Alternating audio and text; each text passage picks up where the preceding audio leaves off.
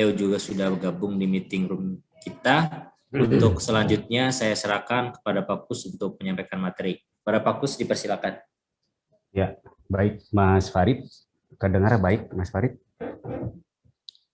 Halo? Halo? Mas Farid kedengaran, Pak. Oh, kedengar. Ya. Halo ya. Ya. Kedengar. Ya, baik.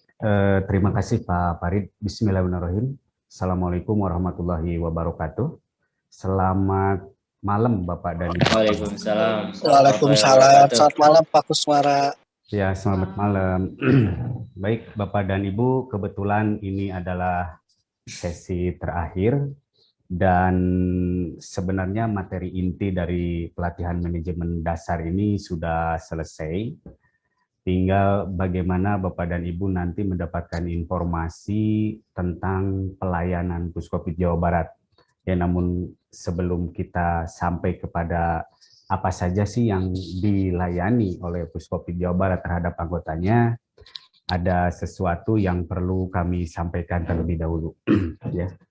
Sejak awal saya juga mengikuti dan ada banyak sekali pemahaman tentang koperasi.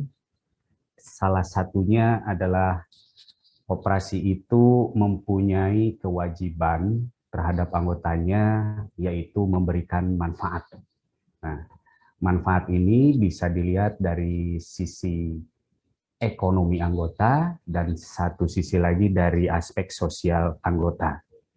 Sehingga sudah selayaknya lah bahwa koperasi itu mampu membangun manusia atau mampu membangun individu-individu di mana semua orang terlibat di dalamnya, termasuk pengurus, pengawas, serta anggota tentunya. Nah, pembangunan manusia yang dilakukan oleh koperasi yaitu pembangunan yang seperti apa? Yaitu pembangunan manusia yang berkaitan dengan peningkatan kesejahteraan anggota. Sehingga di sini kita tarik kesimpulan bahwa koperasi harus berusaha untuk meningkatkan kemampuan teknis, teoritis, konseptual, dan moral sesuai dengan kebutuhan melalui pendidikan dan pelatihan. Nah, salah satu yang kita lakukan saat ini adalah dalam rangka semua itu. Dan kita juga tahu di awal sudah diceritakan bahwa koperasi kita itu punya moto dimulai dengan pendidikan, berkembang dengan pendidikan, dikontrol juga dengan pendidikan, serta kemudian semuanya sebagian besar bergantung kepada pendidikan. Ya. Sehingga dengan demikian, salah satu cara untuk meningkatkan kemampuan teknis, teoritis, konseptual, dan moral setiap insan yang ada di koperasi adalah lewat pendidikan dan latihan. Bapak Ibu semua, bahwa dengan pendidikan ini diharapkan bahwa semua orang atau individu yang terlibat di koperasi itu menjadi seseorang yang mempunyai kompetensi.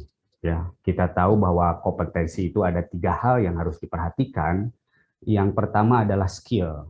Ya, skill itu keterampilan, kemudian knowledge adalah pengetahuan, dan yang terakhir yang sangat penting bagi kita adalah attitude.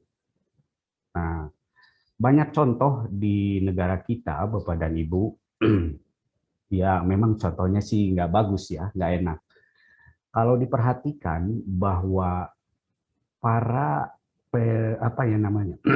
para koruptor, kita bicara itu saja lah Pak, langsung saja. Kalau kita perhatikan para koruptor itu sebenarnya mereka adalah orang-orang yang mempunyai unsur kompetensi. Salah satunya adalah skill. Rata-rata para pejabat itu tentu saja mempunyai skill yang sudah tidak diragukan lagi menurutnya, sehingga mereka juga bisa diangkat menjadi seorang pejabat atau siapapun lah yang menduduki suatu jabatan. Kemudian pengetahuan sudah pasti, mereka pendidikannya tinggi, S1, S2, S3, dan seterusnya. Tetapi apa yang mereka lakukan adalah menyimpang.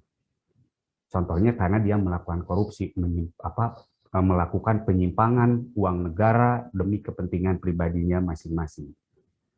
menurut saya bahwa ada yang tertinggal ketika seseorang yang mempunyai kompetensi akan menjadi tidak lengkap atau belum bisa sempurna kalau dia tidak mempunyai attitude yang baik. Termasuk di dalam mengelola koperasi pun demikian. Sehingga yang menjadi kewajiban koperasi adalah peningkatan dari sisi manusianya. Oleh karena itu, ada di kita ada yang namanya pembangunan manusia melalui koperasi kredit. Kalau berbicara moral, Bapak dan Ibu, saya kira Bapak dan Ibu semua sudah paham betul. Simpelnya begini, Bapak dan Ibu juga paham apa yang tahu maksud saya dan mengerti bahwa mana saja hal-hal yang boleh dilakukan, mana saja hal-hal yang tidak boleh dilakukan. Kita semua juga sudah tahu mana yang baik, mana yang ya. Oleh karena itu, saya merasa yakin Bapak dan Ibu semua paham tentang itu, maka tidak usah disoalkan lagi persoalan attitude dari peserta yang saat ini mengikuti pelatihan. Oleh karena itu, saya tidak akan memberikan hal-hal yang sifatnya mengajari, tetapi saya mencoba untuk memberikan sebuah refleksi dan tindakan. Mudah-mudahan dari apa yang disampaikan ini, di benak atau di hati atau di pikiran Bapak Ibu nanti akan timbul sebuah pemikiran, kenapa sih situasi dan kondisi ini seperti ini, ya, seperti yang apa kita rasakan di negara Indonesia ini. Begini Bapak dan Ibu, perbedaan antara negara berkembang atau miskin dan negara maju atau kaya tidak tergantung pada umur negara tersebut. Contohnya, negara India dan Mesir yang umurnya lebih dari 1000 tahun tetapi mereka tetap terbelakang atau miskin. Sementara di sisi lain, Singapura, Kanada, Australia, dan New Zealand, negara yang umurnya kurang dari 150 tahun dalam membangun, saat ini mereka adalah bagian dari negara maju di dunia dan penduduknya tidak lagi miskin. Ketersediaan sumber daya alam dari suatu negara juga tidak menjamin negara itu menjadi kaya ataupun menjadi miskin. Jepang, ini contohnya Jepang ya Bapak dan Ibu, mempunyai area yang sangat terbatas daratannya. Hanya 80% berupa pegunungan dan tidak cukup untuk meningkatkan pertanian dan peternakan. Tetapi saat ini Jepang menjadi raksasa ekonomi nomor 2 di dunia. Jepang laksana suatu negara industri terapung yang besar sekali, hampir mengimpor bahan baku dari seluruh negara yang ada di dunia ini dan mengekspor barang jadinya ke seluruh negara yang ada di dunia ini. Luar biasa. Nah, coba Bapak dan Ibu perhatikan, apa sih yang nggak ada di kita dari produk Jepang gitu loh. Dari mulai peralatan elektronik, mobil, dan lain sebagainya, itu hampir semuanya produk Jepang. Meskipun assembling di Indonesia, meskipun diproduksi di Indonesia, tapi pada dasarnya adalah produk dari negara-negara lain. Yang paling besar yang ada di negara kita adalah produk dari Jepang. Ya, sangat luar biasa Bapak dan Ibu. Kemudian Swiss Bapak dan Ibu tidak mempunyai perkebunan coklat, tetapi sebagai negara pembuat coklat terbaik di dunia. Aneh kan Bapak dan Ibu?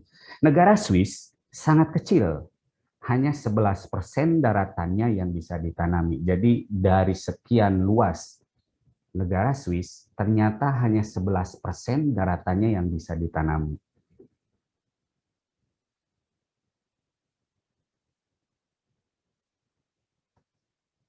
Wah, mohon maaf Bapak dan Ibu, ini slide. Nah, kemudian Swiss juga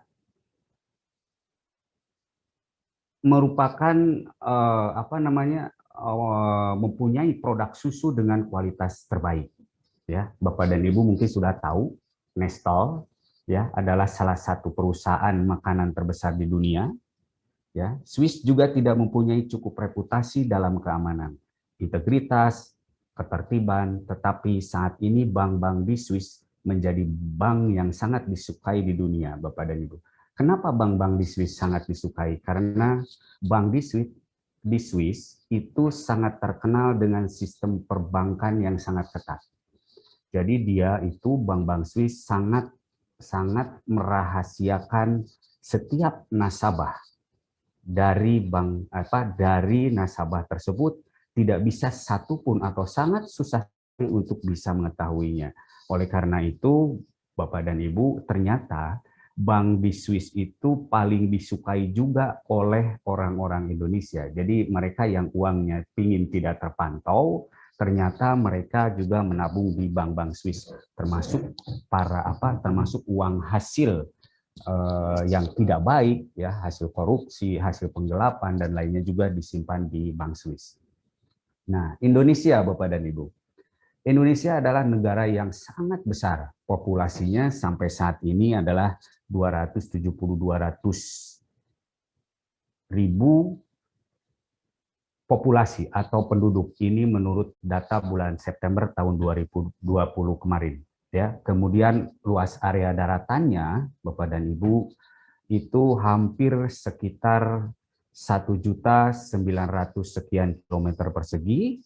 Kemudian lautnya juga sangat luar biasa, yaitu sekitar 3.288 sekian kilometer persegi.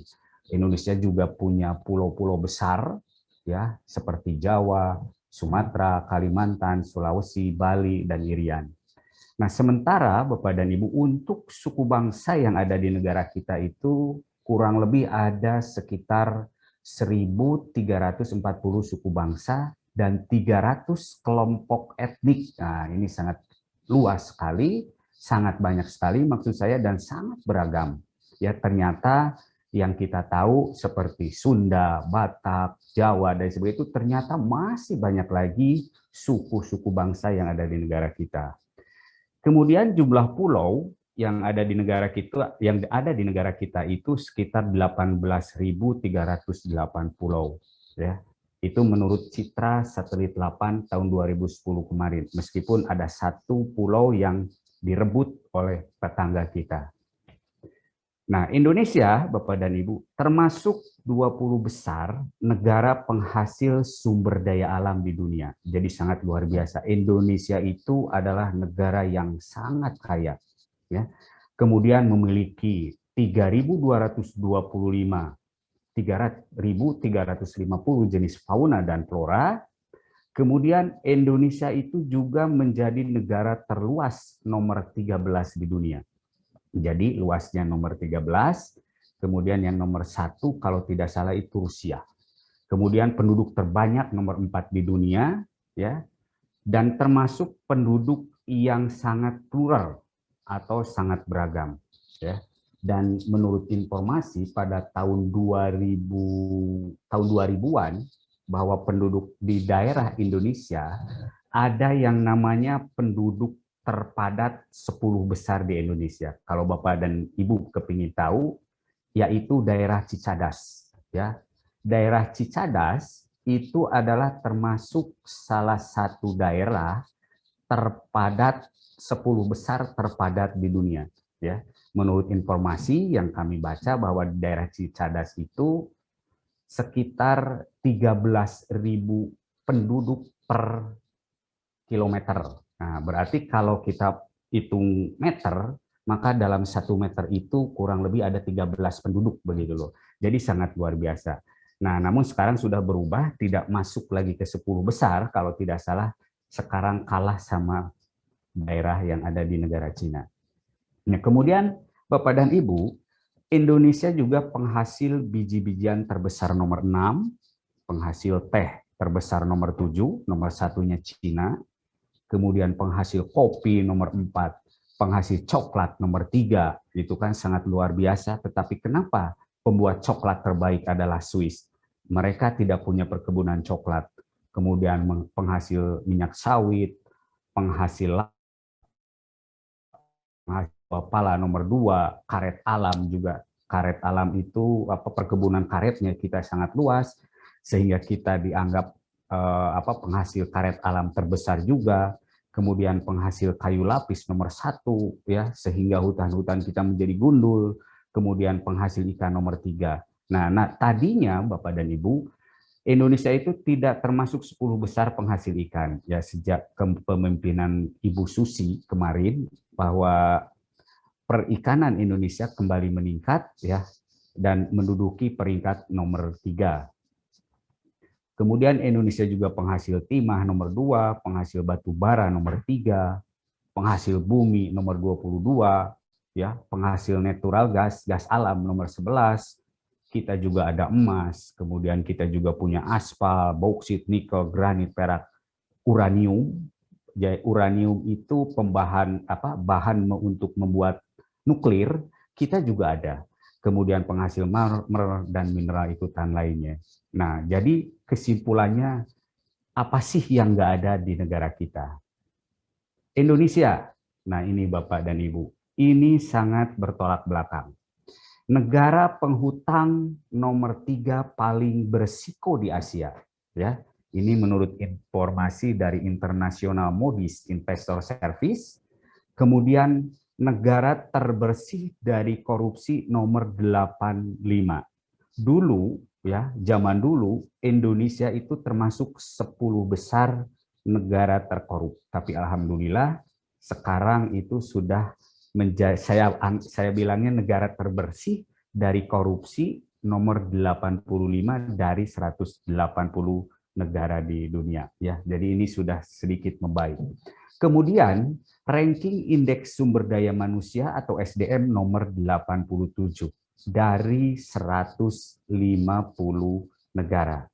Itu padahal kita tahu bahwa kita adalah negara terbanyak mengekspor sumber daya manusia. Ya, tetapi dari sisi penilaian, karena yang diekspornya adalah level rendah, mohon maaf, misalkan yang ke Malaysia, Arab Saudi, itu kan tenaga kerja kita tuh. Nah, tapi sayang itu adalah level yang menurut mereka adalah level paling rendah, sehingga kita menduduki indeks masih besar, yaitu nomor 87 dari 157 negara. Jumlah penduduk hidup di bawah garis kemiskinan saat ini ada sekitar 26,42 juta. Ini hasil dari survei kemarin BPS tahun 2020. Kemudian jumlah pengangguran terbuka di negara kita jumlahnya sekitar 6,82 juta. Jadi sangat bertolak belakang dengan situasi dan kondisi yang ada di negara kita. Nah, ini Bapak dan Ibu, sejarah, fakta sejarah. Bapak Soeharto meninggalkan utang sekitar 551,4 triliun. Ya kan, itu sudah dianggap besar sekali. Tetapi apa yang terjadi dengan pemimpin-pemimpin berikutnya, mari kita lihat. Bapak B.J. Habibie, utangnya mencapai sekitar 938,8 triliun rupiah. Ya, bukannya berkurang Bapak dan Ibu, tetapi malah bertambah.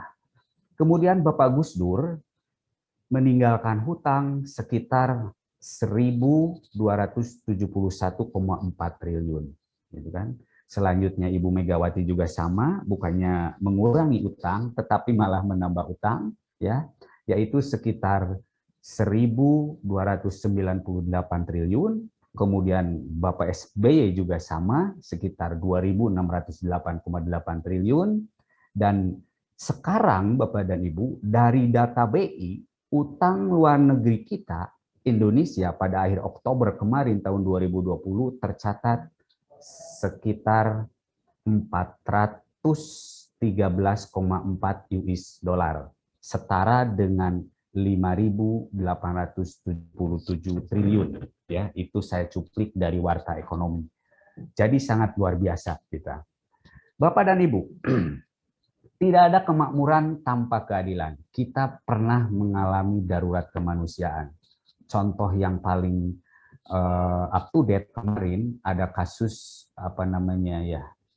seorang tukang servis sound system di masjid itu kan karena entah apa dikiranya maling atau apa kan sampai meninggal dunia. Nah, itu saya anggap itu sudah menjadi hal yang sangat luar biasa dari sisi kemanusiaan. Kemudian darurat tata lingkungan, ya, di mana-mana banjir saat ini di Bandung, apalagi di Jakarta. Kemudian darurat tata hukum, tidak sedikit Bapak dan Ibu yang tidak bersalah masuk penjara dan yang bersalah malah bebas.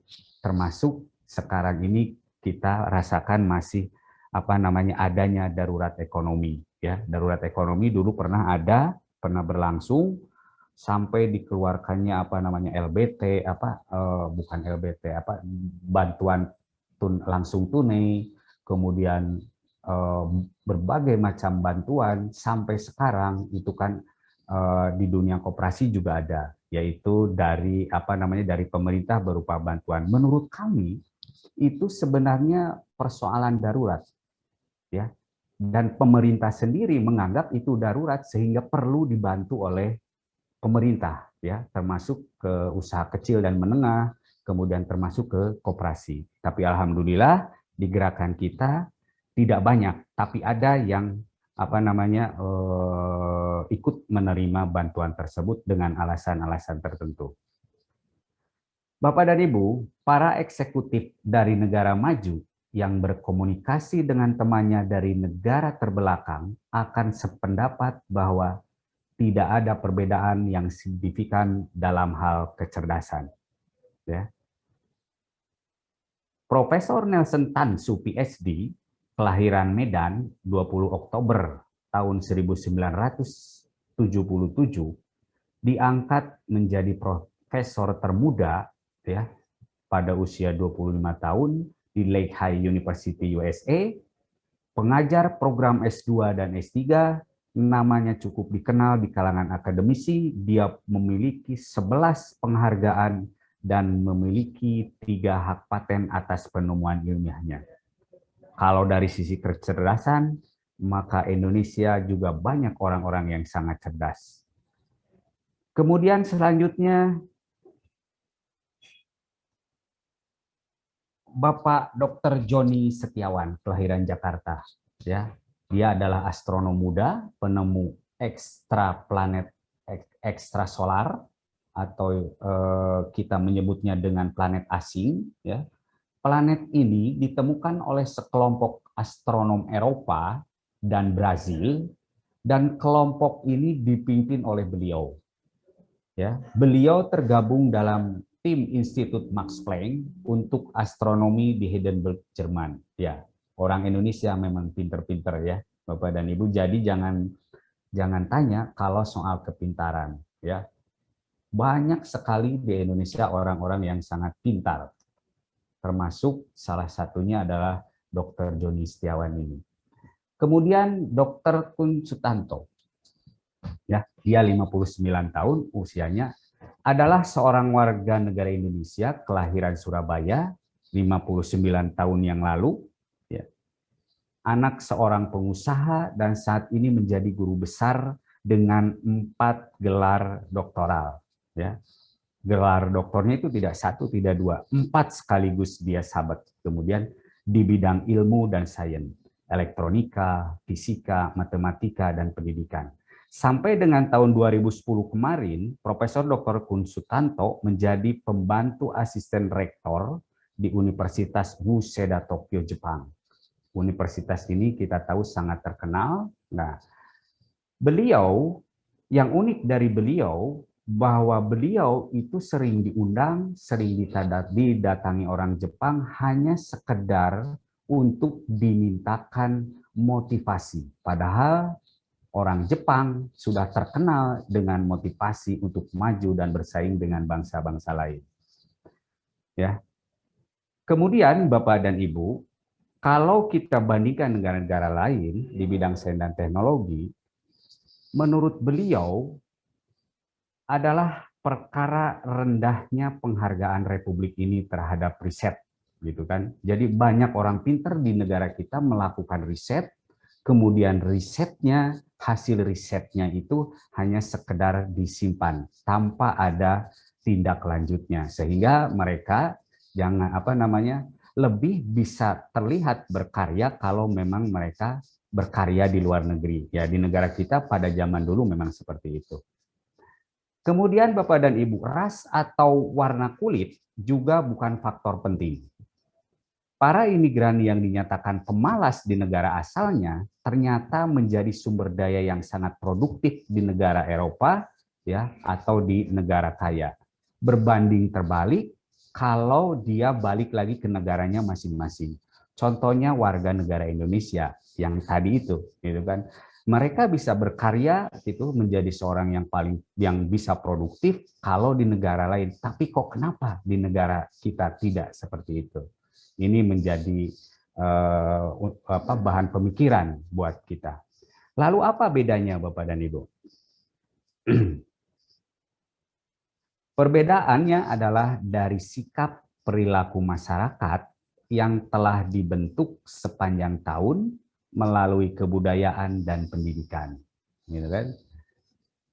Berdasarkan analisis atas perilaku masyarakat di negara maju, ternyata bahwa mayoritas penduduk di negara maju sehari-harinya itu sangat mengikuti atau mematuhi prinsip-prinsip dasar kehidupan. Ya, diantaranya sebagai berikut, Bapak dan Ibu. Etika.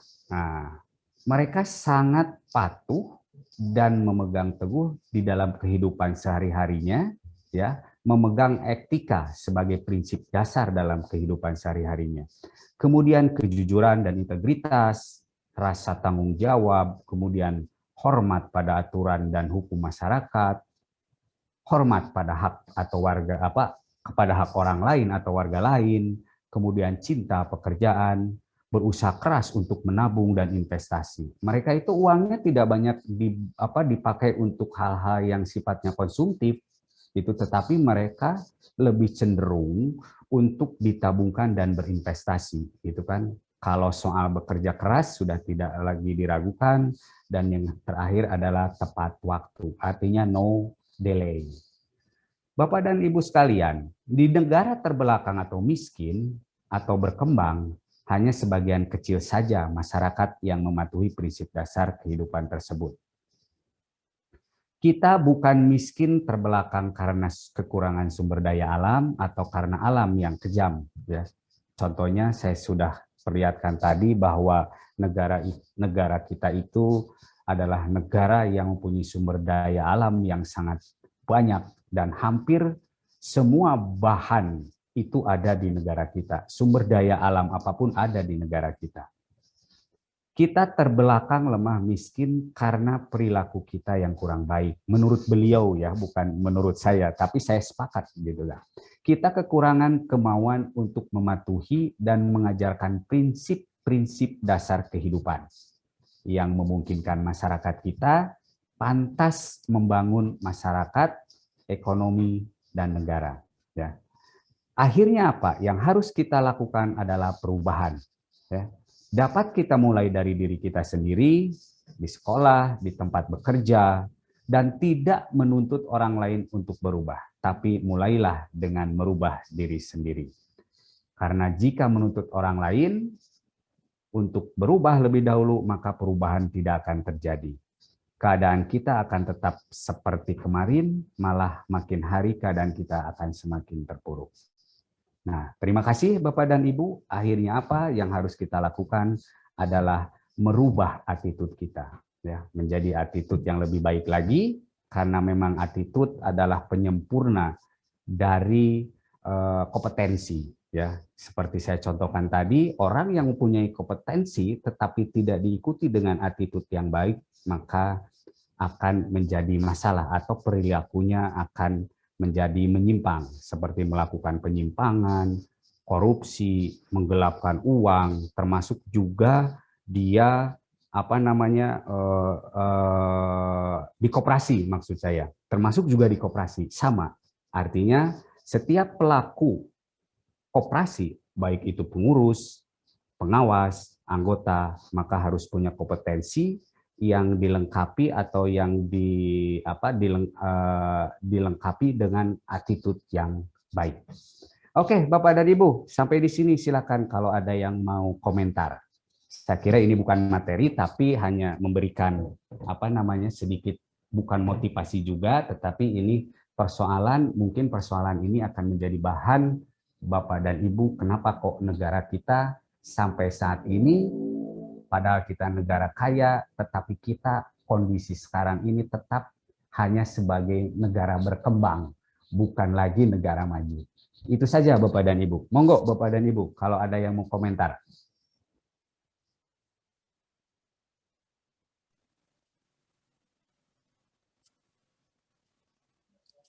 Sudah masuk, Pak. Ya. Ya. Menarik, Pak, ini. Ya. Kaitan dengan nanti untuk pemilihan pengurus, itu kita akan perlu orang-orang, ya tentu saja bukan saja IQ-nya, tapi mungkin penting IQ-nya, Pak. Iya, betul. Terus Setuju, Pak. relasi dengan pendidikan yang diadakan di Puskopdit ini. Ya. Untuk pendidikan di primer, itu kira-kira Bapak punya satu rumus yang luar biasa untuk kami sebagai pengurus nanti, supaya anggota kami pun ternyata cerdas, tidak menjamin, tetapi ternyata orang yang IQ-nya itu pas-pasan tapi kadang-kadang malah berhasil, Pak, gitu kan? Iya, betul. Ya, coba, terima kasih, Pak. Ya, setuju sekali Bapak dan Ibu. Makanya begini Bapak dan Ibu, kami punya pelayanan yang nanti akan kami sampaikan. Jadi seperti apa yang saya katakan tadi di awal, bahwa untuk peningkatan kompetensi dari setiap pelaku di koperasi ini melalui pendidikan dan pelatihan. Salah satu yang kita lakukan saat ini adalah menuju ke arah sana. Tetapi persoalannya tidak hanya cukup manajemen dasar, betul kan Pak? Mesti ada pelatihan-pelatihan lanjutan. Ya, biasanya di kami itu ada banyak pelatihan, Pak. Nanti setelah ini akan saya sampaikan. Tetapi begini, Pak, persoalan dengan calon-calon seperti yang Bapak tadi sampaikan, calon pengawas, ya, pengurus dan seterusnya. Biasanya Bapak dan Ibu, setelah sebagai syarat untuk bisa dipilih menjadi seorang pengawas atau pengurus khusus untuk anggota koperasi yang ada di gerakan kami atau yang menjadi anggota Puskopdit Jawa Barat adalah diwajibkan minimal telah mengikuti pelatihan dasar, Pak. Itu minimal.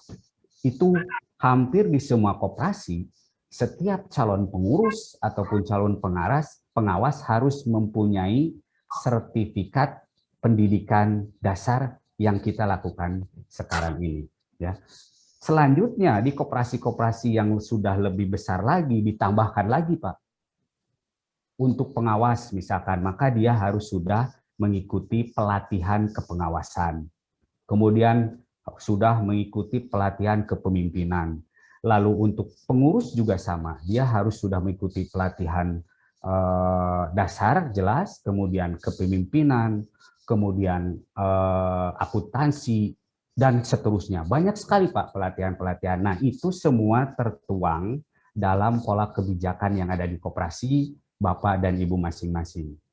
Tetapi kami menganjurkan minimal bahwa untuk calon pengurus ataupun pengawas itu harus telah mengikuti pelatihan dasar. Nah, bagaimana kalau situasinya mungkin itu maksudnya tidak memungkinkan? Artinya karena pemilihannya harus segera dilakukan, sementara pelatihan dasarnya belum ada, maka kami menganjurkan kepada setiap primer yang pengurusnya baru dan belum pada mengikuti pelatihan dasar, diadakan pembekalan dulu, Pak. Jadi entah itu setelah terpilih ataupun belum terpilih. Jadi setiap calon pengurus ataupun calon pengawas mengundang kita, ya, koperasinya mengundang kita untuk memberikan pembekalan untuk menjadi untuk menjadi pengurus ataupun menjadi pengawas. Nah, jadi itu dulu Pak. Nanti setelah itu jika ada pelatihan maka dia diwajibkan untuk mengikuti pelatihan dasar semacam kayak gini. Jadi gitu Pak. Terima kasih Pak. Terima Ya, kasih. monggo. Ada lagi yang mau bertanya? Monggo.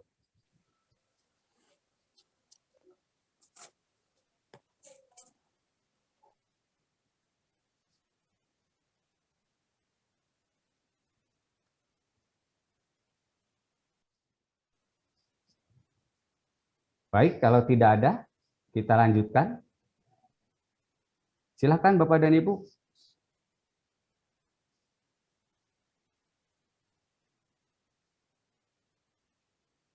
Baik, kalau demikian sepertinya sudah tidak ada lagi yang bertanya tentang ini, ya. Maka kita lanjutkan ke persoalan pelayanan yang diselenggarakan oleh Puskopdit Jawa Barat, ya. Jadi sebenarnya ini bukan materi dari manajemen, ya, tetapi dalam setiap pelatihan biasanya selalu disampaikan atau terutama dalam pelatihan dasar itu selalu disampaikan mengenai apa saja sih yang dilakukan oleh Puskopdit Jawa Barat sebagai lembaga sekunder terhadap primer-primer anggotanya. Ya, izinkan saya untuk men-share slide mengenai pelayanan Puskopdit Jawa Barat. Ya, Bapak dan Ibu, ada beberapa hal atau beberapa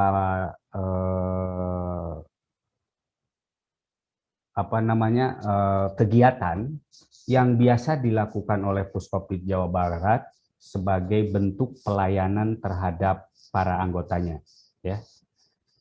Yang pertama adalah pendidikan pelatihan, ya, seperti yang dilakukan saat ini. Kemudian yang kedua adalah silang pinjam atau interlending. Apa itu yang dimaksud dengan silang pinjam atau interlending? Nanti kita coba jelaskan. Kemudian ada Daperma, solidaritas, audit, kemudian di situ juga ada pembinaan, kemudian ada konsultasi, dan ada barang supplies. Nah, Bapak dan Ibu, yang warna merah, nah itu yang warna merah itu sebetulnya itu menjadi kewajiban setiap anggota Puskopdit Jawa Barat untuk mengikutinya. Ya, jadi istilah kami itu dengan istilah 5 wajib. Ya, maka setiap anggota Puskopdit Jawa Barat itu harus melakukan 5 hal, yaitu pendidikan dan pelatihan. Itu caranya terserah, mau mengikuti pelatihan seperti ini, atau mau diadakan in-house training, atau lain sebagainya. Kemudian silang pinjam itu adalah bisnis kita, yaitu simpan dan pinjam. Kemudian Daperma itu adalah produk dari Inkopdit untuk melindungi koperasi dalam hal bentuk pinjaman dan simpanan, ya. Apa itu jenis macam perlindungannya seperti apa nanti akan saya coba jelaskan. Kemudian ada solidaritas, audit, pembinaan, konsultasi, dan barang surplus. Nah, pendidikan Bapak dan Ibu. Pendidikan ada 3 jenis, yaitu promosi, manajemen Kopdit, dan spesialisasi. Promosi Bapak dan Ibu memang agak sedikit kami lakukan, tetapi biasanya kami membantu setiap primer anggota koperasi yang membutuhkan untuk berpromosi. Nah, seperti itu, Bu. Nah, ke depan kita akan merancang sebuah pola pendidikan yang akan mendidik setiap peserta untuk bisa mempromosikan koperasinya. Gitu ya, bagaimana caranya anggota, bagaimana caranya supaya anggota itu menyimpan lebih baik lagi dan seterusnya. Itu kami akan rancang semacam pendidikannya. Jadi nanti di primer itu ada ada tenaga yang khusus mempromosikan. Kalaupun tidak tenaga khusus, ya siapa saja pengurus, pengawas atau karyawan yang sudah ada. Kemudian manajemen Kopdit, ya manajemen yang seperti kita laksanakan seperti ini. Kemudian yang ketiga adalah pendidikan pelatihan spesialisasi. Nah, ini Bapak dan Ibu, ya. Seperti yang saya jelaskan tadi, sesuai dengan pertanyaan Bapak ini macam-macamnya Bapak dan Ibu. Ya, yang pertama adalah akuntansi koperasi kredit. Nah, Untuk mengikuti pelatihan spesialisasi ini, syaratnya Bapak dan Ibu telah mengikuti pelatihan dasar. Nah, jadi kalau Bapak dan Ibu tidak memiliki sertifikat dari kami seperti sertifikat pelatihan dasar, maka Bapak dan Ibu belum boleh mengikuti pelatihan-pelatihan spesialisasi ini. Ya, di antaranya adalah akuntansi koperasi. Ya, biasanya ini dilakukan selama 4 hari.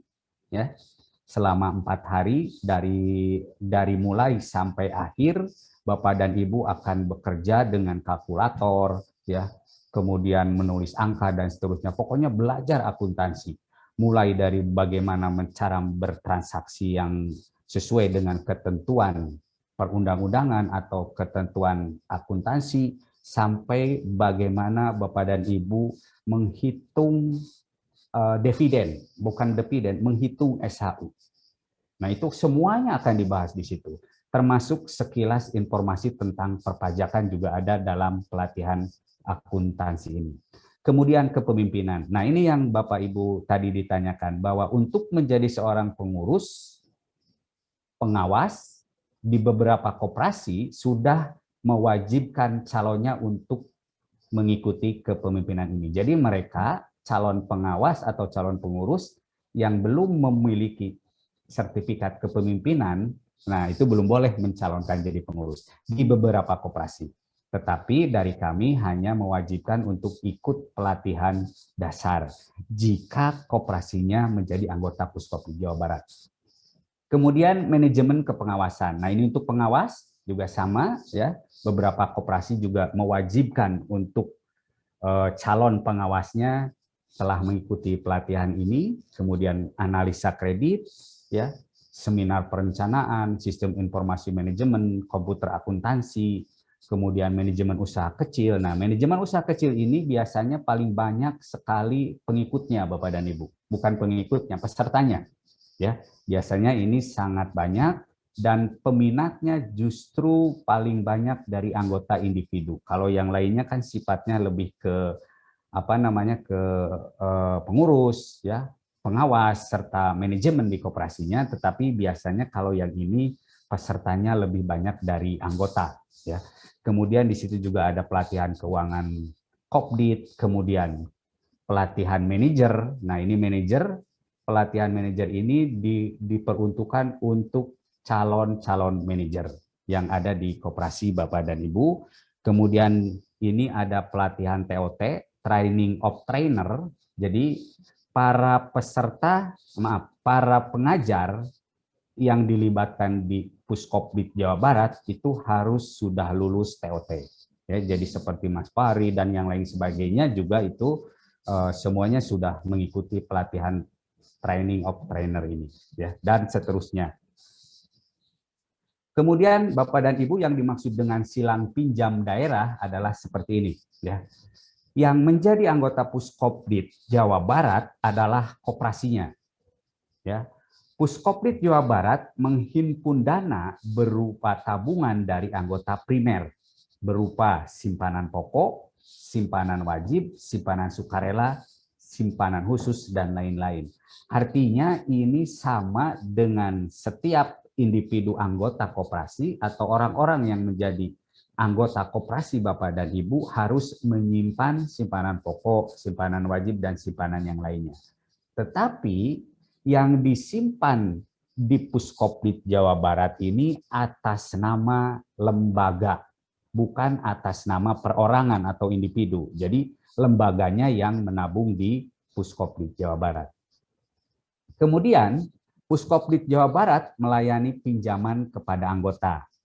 Ya, biasanya kami hanya ada 2 jenis, yaitu pinjaman produktif dan pinjaman kesejahteraan anggota primer. Nah, Bapak dan Ibu, selain Bapak dan Ibu menabung di kita berupa simpanan pokok, wajib, sukarela, dan jenis simpanan yang lainnya, maka untuk anggota Puskopdit Jawa Barat mempunyai hak untuk mendapatkan pinjaman. Nah, tetapi tolong, pinjaman ini adalah betul-betul pinjaman yang diuntukkan untuk produktif dan kesejahteraan anggota. Tentu saja sama halnya dengan Bapak dan Ibu di primer, ketika memberikan pinjaman kepada anggota, di situ ada analisa pinjaman. Di kita juga sama, ya. Jadi perlakuannya sama. Apakah pinjaman dari primer atau dari koperasi Bapak dan Ibu itu layak atau tidak, kami melakukan analisa yang sama. Nah, itu adalah interlending. Nah, Bapak dan Ibu, Puskopdit Jawa Barat menjadi anggota Inkopdit dan menabung ke Silang Pinjam Nasional. Nah, inilah Bapak dan Ibu, kemarin ada yang bertanya bahwa di mana sih letak kekeluargaannya. Ternyata primer atau koperasi yang menjadi anggota Puskopdit Jawa Barat adalah anggotanya itu dibantu juga oleh primer-primer seluruh Indonesia. Itulah yang menjadi kekuatan kita. Mengapa? Ketika Puskopdit Jawa Barat tidak mencukupi untuk memenuhi pinjaman primer, maka Puskopdit Jawa Barat itu akan meminjam ke Inkopdit. Nah, dari mana uang Inkopdit? Adalah dari Puskopdit seluruh Indonesia. Artinya bahwa ketika Bapak dan Ibu koperasinya menjadi anggota Puskopdit, maka ketika melakukan pinjaman ke Puskopdit, kemudian kami juga melakukan pinjaman ke Inkopdit, maka uang itu adalah uang anggota koperasi di seluruh Indonesia. Itu maksudnya. Karena disitulah bahwa ternyata di sini dinamakan silang pinjam. Jadi pinjaman dan simpanan dari koperasi lain itu ditaruh di Puskopdit, dipinjamkan lagi ke anggota, ya, itu adalah interlending. Kemudian ketika kami kekurangan dana untuk memenuhi pinjaman ke primer, maka kami meminjam ke Inkopdit, di mana Inkopdit uangnya juga berasal dari Puskopdit lain. Jadi sebenarnya gerakan koperasi yang ada di Puskopdit Jawa Barat adalah gerakan koperasi yang sangat luas, yaitu hampir seluruh Indonesia, ya. Selama koperasi yang lainnya juga menjadi anggota Puskopdit, dan Puskopditnya itu menjadi anggota Inkopdit Indonesia, ya. Jadi Puskopdit dinamakan lembaga sekunder tingkat regional, kemudian Inkopdit dinamakan sekunder tingkat nasional. Selanjutnya Bapak dan Ibu Daperma. Kita agak cepat ya Bapak dan Ibu karena waktu sudah malam. Apa itu Daperma? Ya, pertama, penyelenggara Daperma adalah Inkopdit yang ada di Jakarta. Dalam memberikan pelayanan dan pembinaan kepada peserta, Inkopdit bekerja sama dengan Puskopdit atau Pra-Puskopdit atau Badan Koordinasi Kredit Daerah, ya. Jadi sekunder itu banyak macamnya, Bu. Bukan banyak macamnya, banyak namanya. Sebenarnya jenisnya sama, yaitu sekunder, tetapi ada yang namanya Puskopdit, ada yang namanya Pra-Puskopdit. Pra-Puskopdit itu belum menjadi Puskopdit tapi baru pra dalam proses, ya. Kemudian ada juga Badan Koordinasi Kredit Daerah, BK3D istilahnya, ya. Tetapi sekarang sudah mulai banyak beralih, rata-rata sekunder di regional itu namanya Puskopdit gitu ya, hanya persoalan nama saja. Nah, peserta Daperma adalah koperasi kredit atau koperasi jenis lainnya yang menjadi anggota Puskopdit Jawa Barat. Yang menjadi anggota Daperma bukan individunya, tetapi lembaganya, yaitu Badan Hukum Koperasi yang menjadi anggota Puskopdit Jawa Barat. Ya, produknya seperti ini Bapak dan Ibu. Yang pertama adalah SPA, Solidaritas Pinjaman Anggota. Bertujuan untuk melindungi Kopdit atau melindungi koperasi dari resiko pinjaman yang terjadi ketika anggotanya meninggal. Ya, jadi kalau anggotanya meninggal ternyata dia masih punya pinjaman, jangan khawatir, karena ahli waris nanti tidak akan kerepotan untuk memenuhinya. Ya, tentu saja jika koperasinya menjadi anggota Daperma, maka ini akan di-cover oleh Daperma. Sisa saldo pinjamannya, tetapi syarat dan ketentuan tetap ada, gitu ya. Jadi nanti kita lihat syaratnya seperti apa. Kemudian yang kedua, solidaritas duka anggota, bertujuan untuk memberikan santunan duka bagi keluarga dari anggota yang meninggal dunia.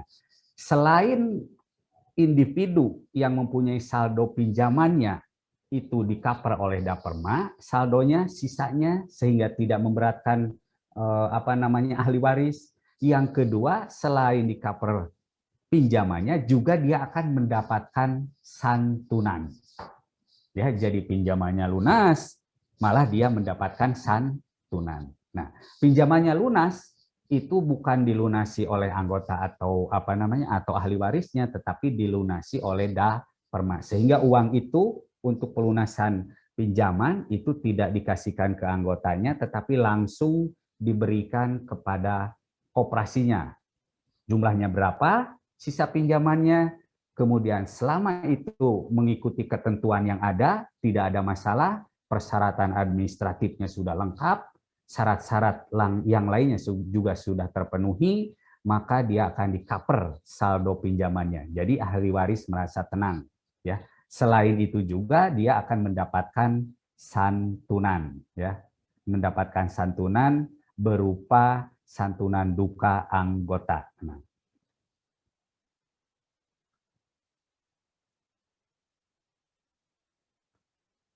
produk utama Bapak dan Ibu. Sorry. Ya, yang ketiga, Dansos. Apa itu Dansos? Ya, dana sosial. Ya, bertujuan untuk membantu anggota Kopdit yang meninggal dunia tanpa dibatasi oleh usia. Nah, jadi Bapak dan Ibu, kalau Bapak dan Ibu menjadi anggota koperasi yang memang koperasinya itu menjadi peserta Daperma, maka Bapak dan Ibu sebagai anggota koperasi bisa mengikuti program Dansos, yaitu dana sosial, ya. Tetapi ada persyaratan dan ketentuan lain yang harus dipenuhi. Nah, contohnya begini Bapak dan Ibu. Besar iuran Daperma, produk santunan duka anggota dan santunan pinjaman anggota seperti berikut ini, ya. Iuran premi solidaritas pinjaman anggota ditetapkan sebesar 0,65 per 1000 dihitung dari saldo pinjaman yang beredar dari seluruh anggota koperasi sampai dengan tanggal ulang tahun anggota ke-70. Nah, jadi Bapak dan Ibu, santunannya murah sekali, hanya sekitar Rp650 per 1 juta.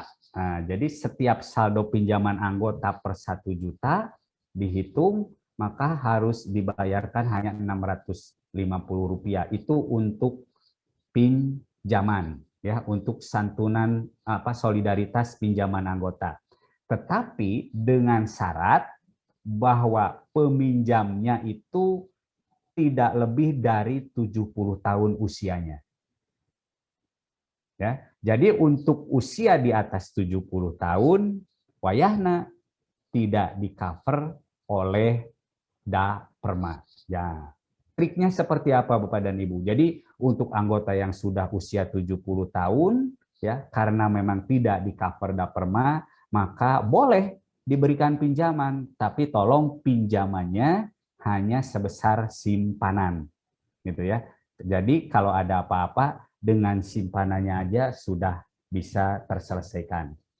Kemudian untuk santunan duka ditetapkan sama, yaitu 0,65 per 1000. Jadi 1 juta, dari 1 juta hanya dibayar Rp650, ya. Dihitung dari saldo simpanan. Simpanan yang mana Bapak dan Ibu? Simpanan pokok, simpanan wajib, dan simpanan sukarela.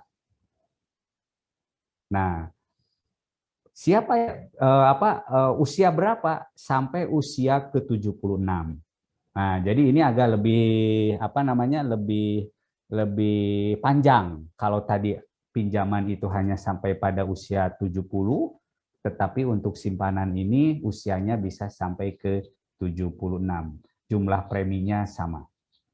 Kemudian plafon Daperma, ya, untuk diklaim. Nah, ini Bapak dan Ibu.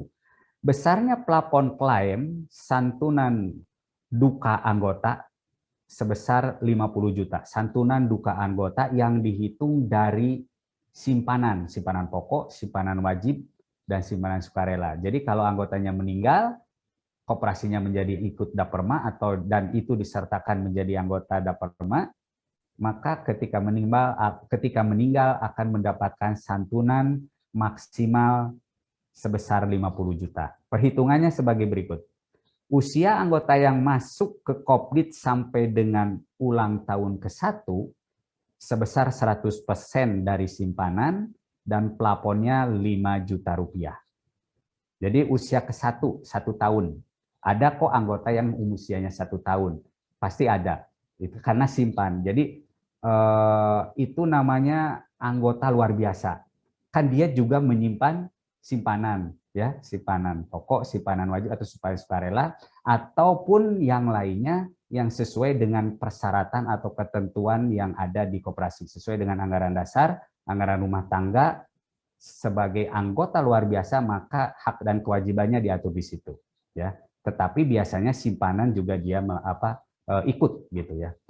Kemudian usia anggota yang masuk ke Kopdit di atas 1 tahun sampai ulang tahun ke-60 itu kan, maka di-cover 100% dari simpanan yang dilindungi dengan plafon maksimal 50 juta. Selanjutnya usia anggota yang masuk ke Kopdit di atas ulang tahun ke-60 sampai dengan ulang tahun ke-70 di-cover 100% dari simpanan dengan plafon 10 juta. Jadi semakin tua semakin kecil. Ya, yang paling produktif yang paling besar adalah pada usia 1 tahun sampai usia ke-60. Maka triknya Bapak dan Ibu menabunglah sebesar-besarnya di usia situ. Ya, di antara usia 60 sampai usia 1 tahun sampai 60. Wah, menabung aja di situ segede-gedenya. Karena pasti nanti di-cover 100% ketika terjadi sesuatu, gitu ya. Tapi itu tidak kita inginkan. Tapi kan itu namanya kita tidak tahu ya Pak ya. Kita pun lagi sehat situasi kondisinya, kemudian tidak ada masalah dan sebagainya, kan yang namanya musibah bisa menimpa siapa saja, ya. Selanjutnya Bapak dan Ibu, yang keempat, usia anggota yang masuk ke Kopdit di atas ulang tahun ke-70 sampai dengan ulang tahun ke-76 sampai usia ke-76 100% di-cover, tetapi plafonnya hanya 5 juta. Nah, jadi tetap yang paling besar setoran tabungan yang di-cover yaitu pada usia 1 tahun sampai 60 tahun. Itu adalah usia yang sedang produktifnya, maka menabunglah di situ sebesar-besarnya. Ya. Jadi nanti akan di-cover 100%. Kemudian jika terjadi penarikan simpanan pada usia di atas ulang tahun ke-76, maka klaim yang dibayar sebesar saldo simpanan terendah sesuai dengan ayat 2, 3, atau 4 di atas. Jika terjadi penarikan. Ya. Karena ada beberapa koperasi yang boleh ditarik simpanannya gitu loh Bu. Nah, tetapi di gerakan kami setiap koperasi anggota Puskop di Jawa Barat itu diusahakan yang namanya simpanan pokok dan simpanan wajib itu tidak boleh ditarik. Yang boleh ditarik adalah simpanan sukarela. Tetapi kalau memang itu tidak bisa ditarik, maka itu hendaknya dijadikan hutang. Maksudnya begini, kalau simpanan pokok, simpanan wajib itu menjadi modal sendiri, maka ketika simpanan sukarela itu bisa ditarik, seyogyanya tidak dijadikan modal sendiri. Nah, untuk penggantinya, ya simpanan sejenis yang tidak bisa ditarik dan bisa menjadi modal sendiri, ya harus tidak boleh ditarik. Itu akan menjadi modal sendiri. Nah, maka bentuknya di kita itu berubah atau namanya berubah menjadi simpanan wajib swakarsa contohnya, kan kayak gitu. Sukarela itu ya tabungan biasa lah. Kita nabung kemudian kapan saja bisa ditarik. Kemudian untuk santunan solidaritas pinjaman. Nah, ini cukup besar Bapak dan Ibu, besar plafonnya maksimum 150 juta. Jadi jangan khawatir untuk peminjam yang besarannya 150 juta, ketika koperasinya menjadi anggota Daperma, ya, dan tidak ada masalah di pinjamannya seperti bolong-bolong tidak mengangsur dan lain sebagainya, maka itu 100% di-cover oleh Daperma. Syarat dan ketentuan berlaku gitu ya. Tetap aja itu ada. Kemudian perhitungannya seperti ini. Pinjaman yang diberikan pada saat anggota berusia 17 sampai ulang tahun ke-60, 17 tahun sampai usia 60 tahun dengan plafon sebesar 150 juta. Pinjaman yang diberikan pada saat anggota berusia di atas 60 tahun sampai dengan 70 tahun, plafonnya hanya 50 juta. Jadi tolong kalau ngasih pinjaman untuk usia 60 sampai 70 tahun jangan lebih dari 50 juta, maksudnya seperti itu. Gitu kan? Karena itu masih ada di cover Daperma. Ya. Kemudian pinjaman yang diberikan pada saat anggota berusia 17 tahun sampai dengan ulang tahun ke-70 untuk pinjaman kapitalisasi dengan plafon 25 juta. Nah, yang dimaksud dengan pinjaman kapitalisasi ini begini Bapak dan Ibu. Pinjaman yang diberikan kepada anggota, tetapi pinjaman tersebut ditabungkan di simpanan wajib. Jadi tidak dibawa oleh anggota. Nah, itu yang namanya simpanan kapitalisasi. Ya, jadi pinjam untuk disimpan. Nah, itu maksudnya. Nah, itu di-cover hanya 25 juta. Selanjutnya, pinjaman yang diberikan kepada anggota untuk tujuan berobat dengan plafon sebesar 10 juta. Nah, gitu kan. Jadi tetap yang paling besar adalah pada usia 17 sampai 60 dan tujuan pinjamannya adalah tujuan pinjaman produktif. Ya, jika untuk berobat ya hanya 10 juta gitu kan. Nah, untuk usia 17 sampai 70 untuk pinjaman kapitalisasi, pinjaman yang dipinjam oleh anggota tetapi disimpan lagi di dalam bentuk tabungan, nah itu di-cover 25 juta rupiah. Nah, ini ada beberapa catatan Bapak dan Ibu. Yang terpenting ini. Besar santunan terhadap anggota cacat. Nah, jadi santunan itu tidak hanya untuk yang meninggal, tetapi untuk anggota yang cacat total tetap pada usia 17 tahun sampai dengan usia 60 tahun. Ya, jadi jika ada anggota koperasi yang pada usia 17 sampai dengan 60 terjadi kecelakaan, kemudian mengakibatkan dia cacat tetap, yang mengakibatkan dia tidak bisa tidak bisa bekerja atau menjadi tidak produktif, maka dia akan mendapatkan santunan ya dari Daperma. Nah, pengajuan klaim solidaritas duka anggota ditolak. Nah, ini Bapak. Jika pertama simpanan anggota yang disetor di atas ulang tahun ke-76. Ya. Jadi simpanan anggota yang disetor ketika dia usia 76, maka dia tidak dihitung. Tidak dibayar juga preminya. Karena kalau dibayar juga Bapak dan Ibu rugi karena memang tidak di-cover atau tidak diberikan santunan. Ya. Kemudian simpanan anggota yang bersumber dari pinjaman kapitalisasi yang saya contohkan tadi, baru berusia kurang dari 30 hari, ya, jadi ada anggota baru sebelum 30 hari dia pinjam untuk disimpan lagi, gitu loh. Anggota baru yang meminjam simpanan kapitalisasi, yang meminjam pinjaman kapitalisasi, nah itu tidak di-cover. Ya. Kemudian simpanan anggota yang bersumber dari pinjaman kapitalisasi dan pinjaman tersebut tidak diangsur selama 3 bulan. Jadi kalau bolong dia tidak mengangsur juga tidak di-cover. Kemudian yang terakhir, yang keempat, simpanan di atas namakan lembaga. Nah, itu tidak di-cover. Karena ada beberapa koperasi yang juga menerima simpanan atas nama lembaga seperti atas nama sekolah, gitu kan? Kan banyak anak-anak uang tabungan yang ditabungkan di sekolah, kemudian atas nama sekolahnya ditabungkan begitu. Nah, itu tidak di-cover. Jika ada macam seperti itu, lebih baik dianjurkan justru anak-anak sekolahnya yang menabung di koperasi. Itu kan sama saja, ya, seperti itu. Kemudian untuk santunan pinjaman anggota ditolak jika pinjaman tertunggak dari lebih dari 18 bulan berturut-turut. Jadi kalau ada anggota yang meminjam kemudian dia menunggak selama 18 bulan, maka klaim dapermanya akan ditolak atau gugur. Jadi klaim daperma untuk santunan pinjaman ini adalah kepada mereka yang tidak lalai terhadap perjanjian pinjaman. Ya, kalau ini sudah tidak mengangsur berarti dia wan prestasi terhadap perjanjian pinjaman.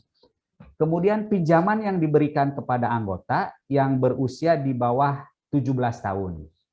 Kalau tabungan tetap mendapatkan santunan, tetapi untuk pinjaman kepada anggota yang di bawah usia 17 tahun itu tidak di-cover. Kemudian pencairan pinjaman yang diberikan kepada anggota di atas ulang tahun ke-70. Nah, jadi Bapak dan Ibu usahakan kalau ada anggota yang usianya sudah 70 tahun, tolong jangan diberikan pinjaman. Tolong jangan diberikan pinjaman lebih dari simpanannya. Nah, bukan tidak boleh diberikan pinjaman. Jadi triknya seperti itu, supaya aman usia 70 tahun ke atas, ketika dia mau pinjam, tolong berikan pinjamannya atau kabulkan hanya sebesar simpanannya. Kecuali dengan pertimbangan tertentu, dengan analisa tertentu, dia tetap layak untuk diberi pinjaman lebih. Tetapi tetap Bapak dan Ibu tidak di-cover daperma. Gitu kan. Silakan aja mau lebih dari simpanannya selama dilakukan analisa pinjaman dan itu dinyatakan layak, monggo itu terserah koperasinya masing-masing. Tetapi daperma tidak mengcovernya. Kemudian pinjaman kapitalisasi yang tidak diangsur selama 3 bulan berturut-turut itu juga tidak di-cover. Pinjaman kapitalisasi yang anggota baru yang 30 hari tadi. Kalau tadi dia menabung, sekarang yang pinjamannya tidak di-cover. Ya. Tabungannya juga tidak di-cover. Anggota yang belum lebih dari 30 hari menjadi anggota, gitu loh maksudnya. Kemudian anggota yang mengalami cacat total tetap berusia di atas ulang tahun ke-60. Jika cacatnya itu terjadi di atas usia 60, maka dia tidak akan mendapatkan santunan. Anggota yang bersangkutan sudah pernah menerima klaim santunan solidaritas pinjaman anggota karena cacat total atau cacat tetap. Nah, ini Bapak dan Ibu. Jika suatu saat anggota itu menjadi cacat, kemudian sudah mendapatkan klaim atau namanya di-cover oleh daperma, ketika dia nanti meninggal dunia, wayahna Bapak dan Ibu ini tidak ada klaim dari pinjamannya gitu loh.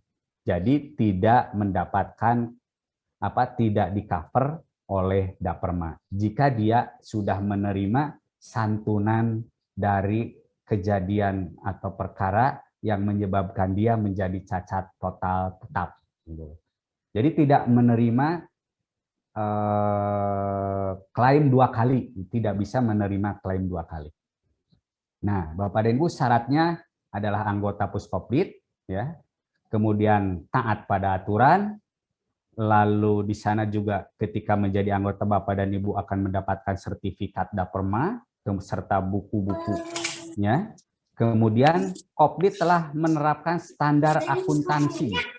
Nah, jadi kalau yang Kopdit atau koperasi yang tidak menerapkan standar akuntansi yang telah ditetapkan oleh kita, maka dia juga tidak bisa menjadi anggota karena berbeda gitu kan. Jadi yang bisa menjadi anggota daperma adalah yang menerapkan standar akuntansi yang sama dengan yang disyaratkan oleh daperma. Kemudian mengisi formulir, kemudian pastilah sudah pasti harus bersedia memenuhi kewajiban setiap bulan. Nah, contohnya LKSB harus setiap bulan, laporan perhitungan iuran juga harus setiap bulan, kemudian mutasi anggota juga harus setiap bulan, daftar pencairan pinjaman dan daftar saldo simpanan juga harus dilaporkan setiap bulan. Ya. Kemudian ini tata caranya, saya kira ini kita lewati saja. Kemudian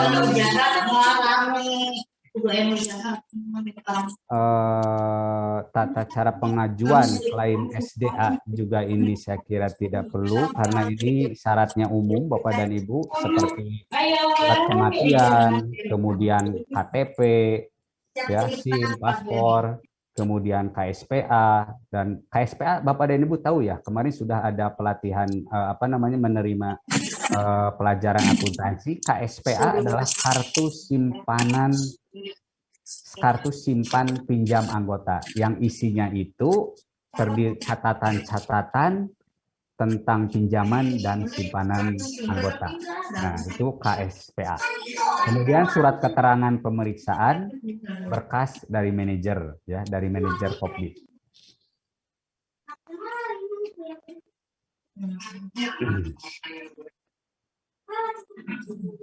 Nah, ini tata cara selanjutnya. Saya kira Bapak dan Ibu juga ini untuk SPA hampir sama. Kalau tadi SDA, kemudian ini SPA juga hampir sama. Ya, kemudian di sini ada tata cara pengajuan klaim.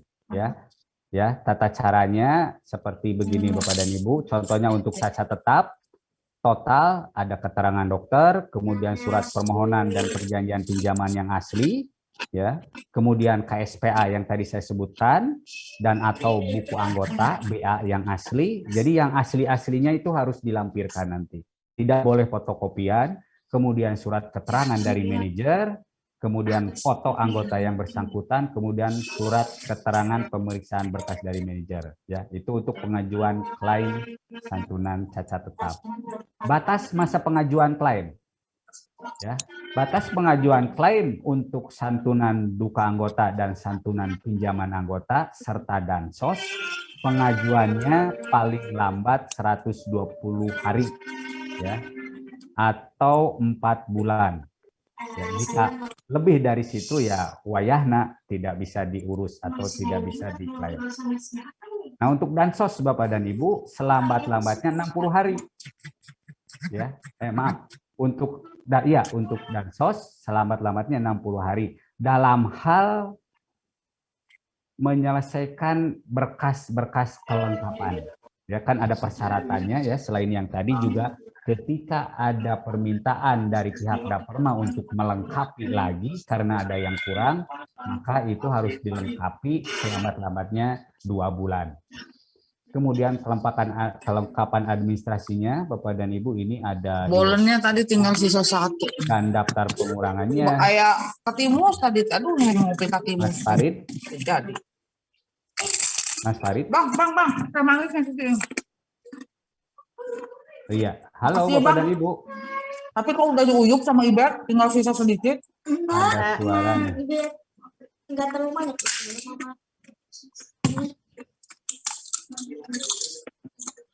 Bapak dan Ibu yang lain bisa mendengar? Kayaknya kan segini agak banyak dikit. Ya, Pak. Bisa ya? Bisa Pak, bisa mendengar. Iya, baik. Lanjutkan saja ya Bapak dan Ibu. Ya. Lanjut, Pak. Ya, ini kelengkapan administrasinya ya yang dikirim ke Inkopdit ya. Ini ada contohnya iuran Daperma dan daftar pengurangannya. Nanti ketika Bapak dan Ibu setor tiap bulan iuran, setor iuran itu ada form yang harus diisi ya. Nah, isiannya itu adalah iuran Daperma dan daftar pengurangannya. Itu ada ya, Bapak dan Ibu. Mungkin akan sedikit agak rumit karena ini harus dipelajari dulu. Cara mengisinya seperti apa itu nanti akan diajarkan oleh kita. Kalau Bapak dan Ibu berkenan menjadi anggota Daperma ya. Kemudian daftar mutasi anggota, keluar masuk anggota ya. Kemudian daftar pencairan atau pemberian pinjaman ya. Jadi akan ada daftar nih 1 bulan ini pencairan pinjaman berapa dan jumlahnya berapa, siapa saja itu harus ada. LKSB itu yang bulanan juga harus dilampirkan.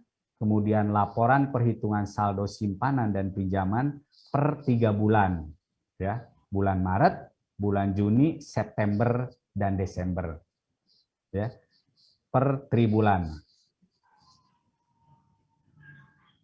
Selanjutnya Bapak dan Ibu untuk produk penunjang Daperma yaitu Dansos. Nah ini. Anggota Kopdit mendaftarkan diri menjadi anggota peserta Dansos melalui Kopditnya. Ya. Kopdit yang dapat mengikuti program Dansos adalah Kopdit yang minimal mendaftarkan 80% dari total anggotanya. Jadi minimal 8. Jadi kalau anggotanya 100 ya, maka 80 orang itu harus ikut Dansos, baru boleh gitu loh Bu. Kalau tidak 80%-nya maka nggak boleh. Kemudian apabila Kopdit ingin mengikut sertakan anggota baru menjadi peserta Dansos, maka harus menunggu sampai sertifikat berakhir. Nah ini karena ada sertifikatnya. Ketentuannya nanti ada dalam sertifikat. Daperma baru atau untuk iuran Dansos, santunan dan santunan Dansos. Nah, ini iurannya Bapak dan Ibu. Per orang per tahun 40.000, santunan per orang sebesar 3 juta. Jadi 1 tahun hanya 40.000, maka ketika ada sesuatu yang menyebabkan meninggal dunia, dia akan mendapatkan Dansos sebesar 3 juta. Kalau dia juga aktif menabung, meminjam, maka pinjamannya dia akan dilunasi sesuai dengan ketentuan. Dia akan mendapatkan santunan duka anggota dan akan mendapatkan Dansos juga kalau dia ikut serta dalam dana sosial. Nah, ketentuan klaim Dansos, pengajuan santunan atau klaim harus diterima Kopdit selamat-selamatnya 120 hari atau 4 bulan. Sejak anggota dinyatakan meninggal dunia. Kemudian pengajuan klaim Dansos ditolak jika masa kontrak Dansos telah kadaluarsa. Masa kontrak nanti ada dalam sertifikat. Ya, jadi tolong diperhatikan itu sehingga kalau mau melanjutkan program Dansos itu kita tidak terlewat. Gitu.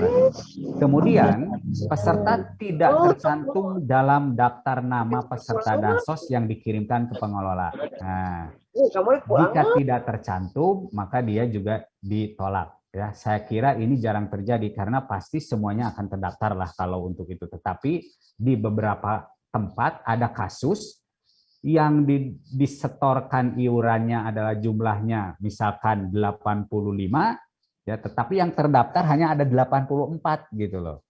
Nah, itu sepertinya terjadi miss ketika dia pertama kali mengikuti gitu loh.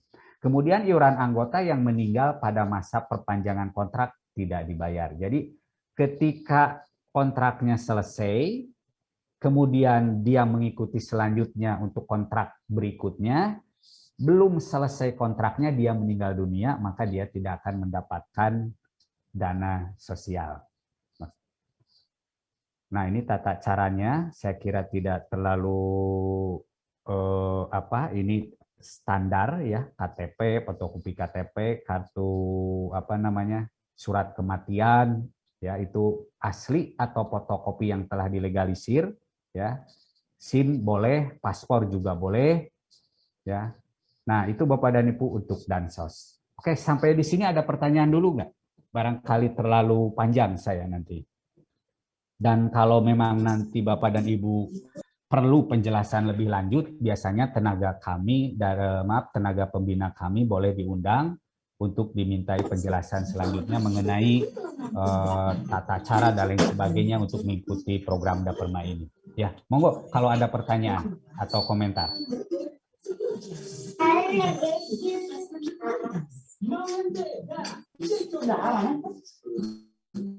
Ada nggak yang mau bertanya?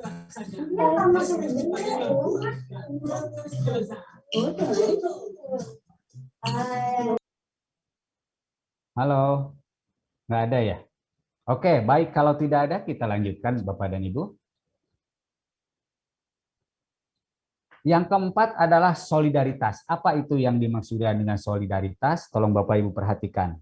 Hasil keputusan rapat anggota tahunan Puskoprit Jawa Barat di Hotel Bumi Nusantara Pangandaran pada tahun 2000 memutuskan, ya. Pertama, iuran solidaritas tetap dipertahankan. Kemudian yang kedua, iuran solidaritas dari primer menjadi dana solidaritas di Puskoprit. Jadi Bapak dan Ibu itu harus mengikuti iuran solidaritas ketika Bapak dan Ibu menjadi anggota Puskoprit. Nah, penggunaan dana solidaritas untuk pengembangan atau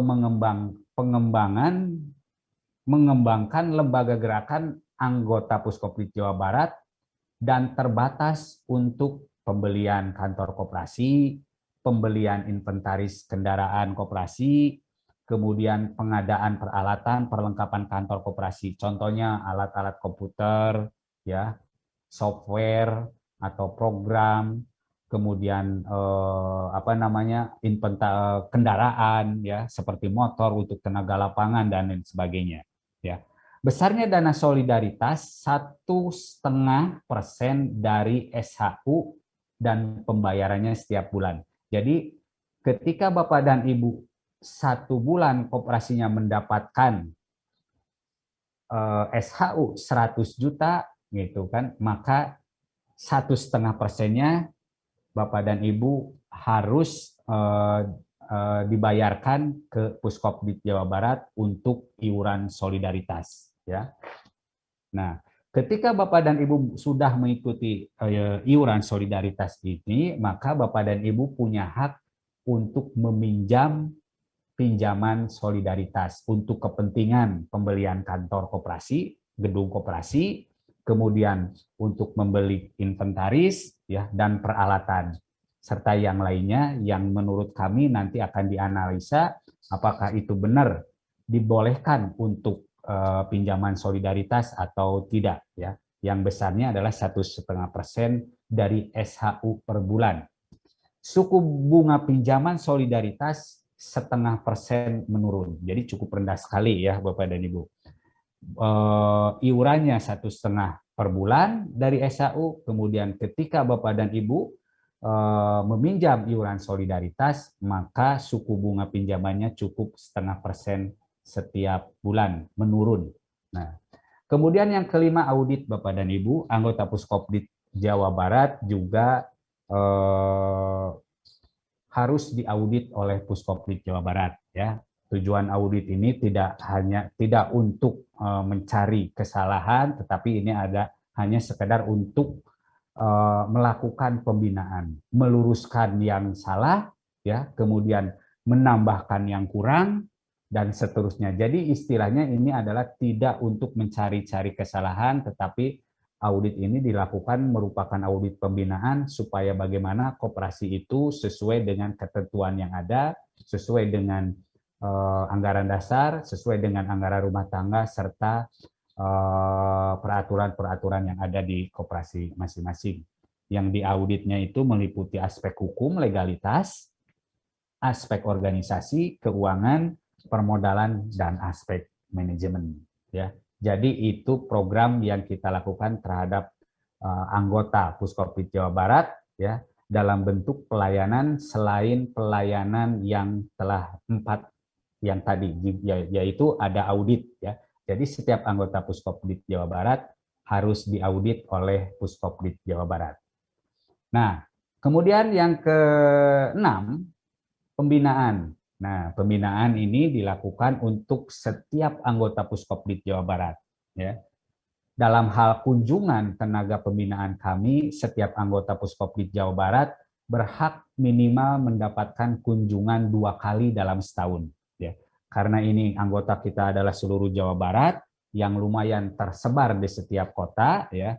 Karena keterbatasan tenaga pembinaan kami, maka kami hanya baru mampu memberikan hak kepada setiap anggota itu minimal harus dikunjungi oleh kami, tenaga pembina kami itu 2 kali minimal, ya. Tetapi untuk yang dalam kota sepertinya tidak terlalu bermasalah, ya. Tetapi untuk yang luar kota juga agak sedikit apa namanya ya, perlu janjian dulu maksudnya, karena tidak setiap saat diminta bisa langsung berangkat, tetapi itu perlu koordinasi dulu dengan yang lainnya. Jadi untuk yang di luar kota, ketika mau ingin dikunjungi atau ingin meminta tenaga lapangan kami untuk tenaga pembina kami untuk datang, itu dimohon untuk memberikan surat atau ngabari via telepon sebelumnya. Jadi tidak bisa mendadak untuk di luar kota. Ya. Kemudian pembinaan ini dengan cara kunjungan konsultatif tadi ya, Bapak dan Ibu boleh mengirim surat ke kami untuk dimintai kunjungan ketika ada hal-hal yang harus dikonsultasikan dengan kami. Itu boleh ya. Kemudian kunjungan supervisi, kunjungan audit ya, termasuk tadi yang saya ceritakan tadi. Kemudian kunjungan motivasi ketika koperasi Bapak baik itu pengurus, pengawas ataupun karyawan ataupun anggotanya memerlukan motivasi dari kami, selama kami ada waktu atau ada alokasi waktu, maka kami bisa diundang ke kantor koperasi Bapak atau kemana saja selama waktunya tidak bentrok. Nah, gitu. Karena memang untuk motivasi ini biasanya ini yang paling sering. Ya, paling sering kami mendapatkan undangan untuk undangan motivasi ke setiap anggota, ya, terutama untuk anggota-anggota individu di koperasi, gitu kan. Tetapi tidak sering juga hanya untuk memotivasi karyawan, memotivasi pengurus ataupun memotivasi pengawas ya. Kemudian ini ada studi banding, suatu saat kita juga bisa mengajak pengurus atau pengawas dari setiap anggota Puskop di Jawa Barat untuk studi banding kemana. Kemudian yang terakhir adalah karya wisata. Karya wisata yang kita lakukan terakhir kemarin adalah karya wisata tapi sekaligus ber-RAT, yaitu waktu tahun 3 tahun yang lalu kita berangkat ke Bali. Jadi kita itu mengundang semua pengurus, bukan semua, mengundang RAT,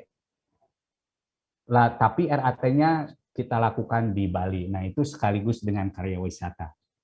Nah, Bapak dan Ibu, sampai di sini saja bentuk pelayanan dari kami, dan jika ada hal-hal yang perlu ditanyakan lagi, kalau memang sekiranya tidak sekarang, Bapak dan Ibu bisa nanti menghubungi kami via telepon, via surat, nanti ada atau pasti selama waktunya tidak bentrok, akan ada yang datang ke tempat Bapak dan Ibu semua atau ke koperasi Bapak Ibu semua. Oke, sampai di sini ada komentar Bapak dan Ibu. Monggo. Silakan.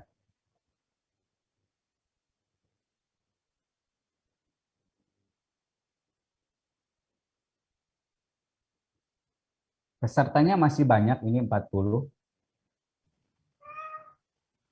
Iya, Bu Jati Mulia, ada yang mau ditanyakan? Monggo. Belum, Pak. Oh, ada. belum. Fokus ada di kolom chat Pak yang nanya Pak. Oke. Chat ya, Mas? Bisa nggak Pak dibuka? Nah.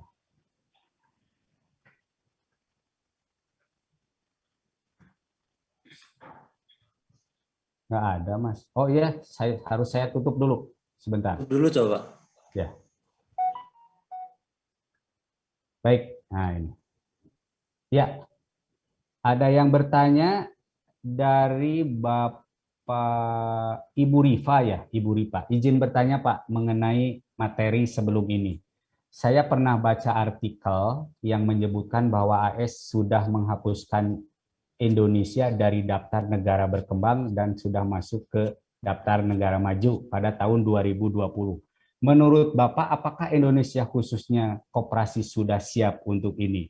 Nah, maaf lewat chat Pak. Wah, ini pertanyaan yang sedikit agak lebih betul Pak. Saya juga mendengar bahwa memang Amerika Serikat saja, negara yang lainnya belum ya Bu ya. Yang saya tahu itu hanya Amerika Serikat saja sudah menghapuskan Indonesia dari daftar negara berkembang dan sudah masuk ke daftar negara maju. Alhamdulillah Bu, kalau begitu adanya. Tetapi kalau kita melihat situasi dan kondisi yang sebenarnya, saya balik nanya kepada Ibu.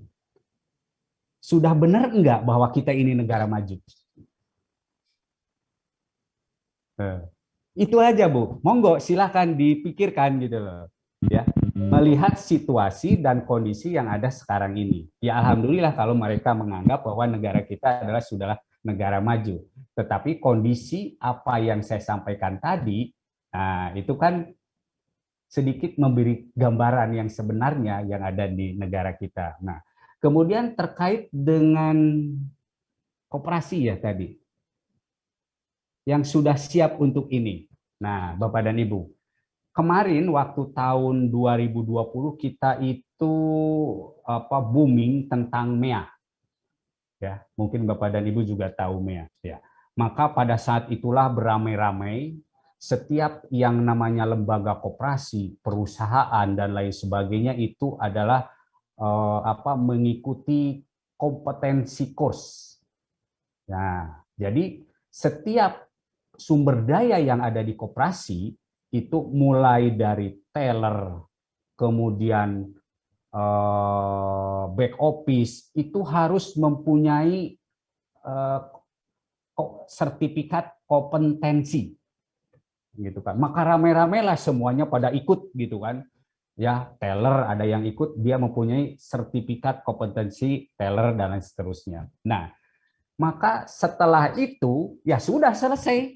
Nggak ada lagi, padahal yang namanya kompetens itu harus diupdate. Nah, disitulah letaknya. Ketika seseorang sudah mengikuti kompetensi, kemudian mendapatkan sertifikatnya, ya sudah berjalan terus, dia akan menduduki sesuai dengan kompetensinya, gitu kan. Padahal yang namanya kompetensi itu setiap tahun harus diupdate, harus ikut lagi, harus ikut lagi. Mungkin itu salah satu yang terkadang membuat kita menjadi sesuatu yang kurang begitu mengikuti perkembangan, begitu loh Bu ya. Nah, oleh karena itu Bapak dan Ibu melihat situasi dan kondisi yang saat ini ada, maka sebenarnya apa yang saya katakan tadi, kompetensi yaitu mengenai skill, knowledge dan attitude, ya. Kalau hanya sekedar untuk mendapatkan sertifikat, iya, itu hanya formalitas. Tetapi sebenarnya bahwa yang namanya skill, knowledge, attitude itu secara diri pribadi atau secara bersama-sama, secara lembaga itu harus terus ditingkatkan. Tidak hanya sekedar setelah mendapatkan sertifikat selesai. Gitu loh Bu ya. Nah, mungkin sedikit ada memberikan gambaran ya Bu ya. Tapi saya setuju kalau memang itu sudah menjadi negara maju ya alhamdulillah. Tapi tolong bandingkan lagi dengan situasi dan kondisi yang ada sekarang ini. Jangankan negara maju, Bu. Internet ketika yang dipakai sekarang itu biarpet, Bu. Mana ada. Itulah salah satu contoh kecilnya. Di negara mungkin memang ada, tetapi frekuensi biarpetnya itu di Indonesia luar biasa. Menurut penelitian, bahwa Indonesia koneksi internetnya adalah paling jelek. Punten saja itu ya Bu ya. Oke, ya silakan ada lagi.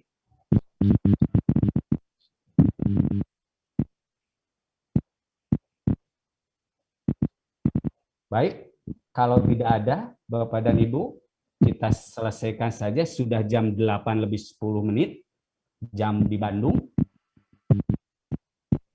Bagaimana, setuju kita sudahi saja Bapak dan Ibu?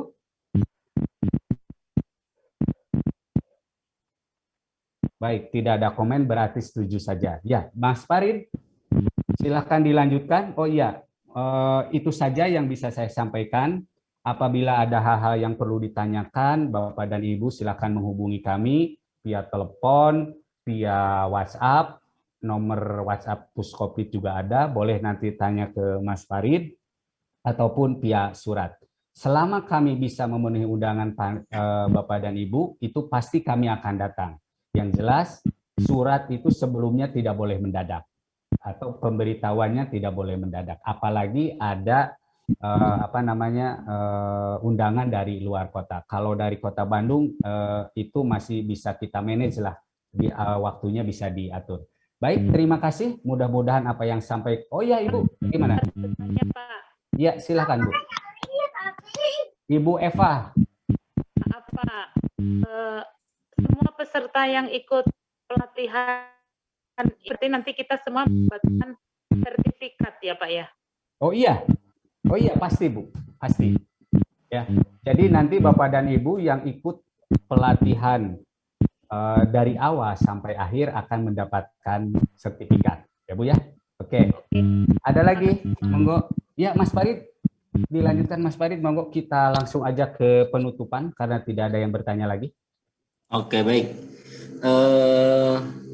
Alhamdulillahirabbil alamin, acara pelatihan ya dari hari Senin sampai dengan sekarang hari Jumat dari tanggal 22 sampai 26 kita sudah lalui bersama-sama, walaupun